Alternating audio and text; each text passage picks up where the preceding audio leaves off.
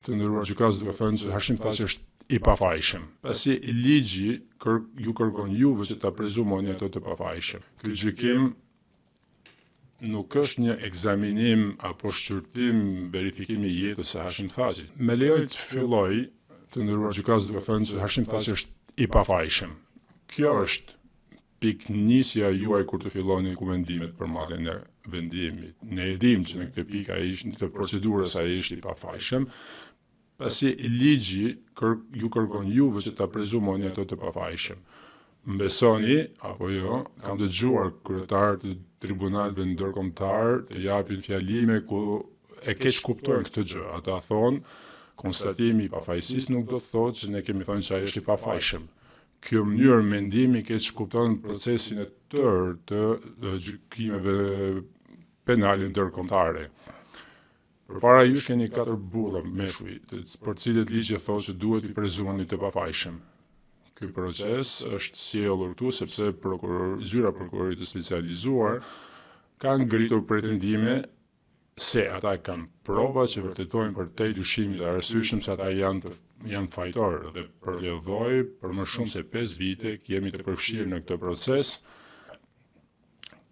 ku duhet të bëjë verifikimi i zyrës së prokurisë së specializuar të pretendimeve të tyre dhe për të parë nëse ata mund të vërtetojnë për këto pretendime.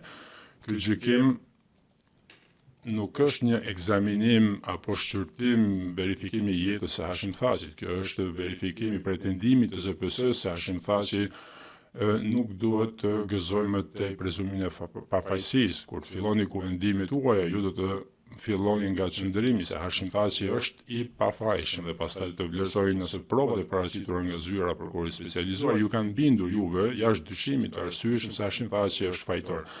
Nëse ZPS-ja nuk ju ka bindur ju do të arrini në përfundimin që ka të paktën një shpjegim të arsyeshëm të provave të ndryshëm se Hashim Thaçi nuk është fajtor. Për akuzat që janë ngritur në akt akuzë, pastaj juve duhet të konstatoni se ZPS-ja ka dështuar, nuk ka arritur të provoj akuzat e saj dhe të arrini në një akt gjykim shfaqësues ku të akuzuarit lirohen nga akuzat. Hashim Thaçi do të mbetet i pafajshëm siç është ligjore.